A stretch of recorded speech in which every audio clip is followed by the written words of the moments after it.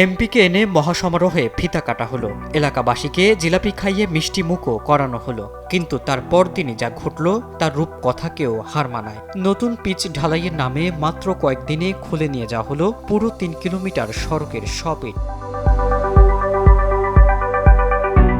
উন্নয়নের ফাঁকা বলি যে কতটা ভয়ঙ্কর হতে পারে তার প্রমাণ জামালপুরের গজারিয়া আটা থেকে ময়নার মোড় সড়কটি।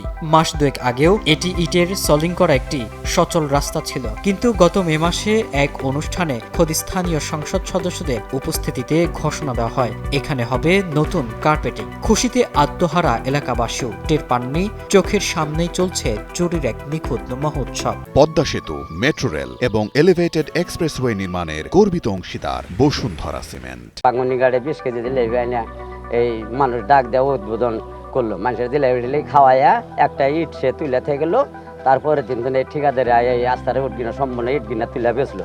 2-3 দিন আগে থেকে জানতে পারলাম যে আমাদের এই বাঙুনিঘাট থেকে ময়নামোড় পর্যন্ত এই 3.5 কিলোমিটার রাস্তা পাকাকরণ হবে, কার্পেটিং হবে, 12 ফুট চওড়া, 3.5 কিলোমিটার লম্বা। ঢাকার একটা ঠিকাদারি প্রতিষ্ঠান কাজ পাইছে। এলাকায় আমাদের খুশির একটা পরিবেশ চলতেছিল, আমরা সবাই আনন্দিত উদ্বেলিত ছিলাম। আমরা কেউ বুঝতে পারি নাই যে আমাদের এরকম একটা উৎসবের আড়ালে চুরির ঘটনা ঘটতেছে। এই রাস্তা যখন করে তো আমি ইট বেঁচে আল দেবো, তো সব ইট তুলে ব্যস্ত আছে। দেখুন পুরান ইট বেছেন কে, এই পুরান ইট দিয়েছে রাস্তার কাজ করে। তো উনি বলতে হচ্ছে যে না, এই রাস্তার মধ্যে টেয়া বাজার হয়েছে মেলা, নতুন ইট দিয়ে কাজ করবো, সেই জন্য পুরান ইট বেঁচে আছে। সবাই কিনে নিল, আমিও কিনে নিয়েছি, 8,000 ইট কিনে নিয়েছি, 7,000 করে কিনে নিয়েছি। উদ্বোধনের পর থেকেই শুরু হয় ইট খোলার কাজ।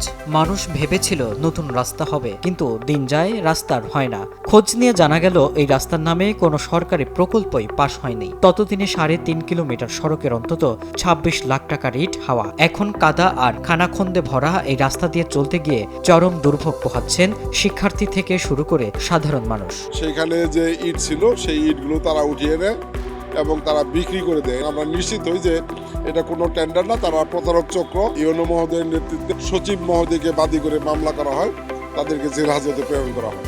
সবচেয়ে অদ্ভুত বিষয় হলো এলজিডি কর্তৃপক্ষ এই তথাকথিত উন্নয়ন প্রকল্প সম্পর্কে কিছুই জানেন না। উপজেলা প্রশাসন ও এলজিডি কর্মকর্তা এখন দ্রুত সড়ক দুটি সংস্কারের আশ্বাস দিচ্ছেন। জামালপুর সদরের 2টি ইউনিয়নে যে রাস্তা চুরির যে ঘটনাটা ঘটেছে আমরা অবগত হয়েছি। এ বিষয়ে নিয়মিত মামলা করা হয়েছে এবং এই রাস্তাগুলো খুব দ্রুত গতিতে সংস্কারের ব্যবস্থা নেওয়া হয়েছে।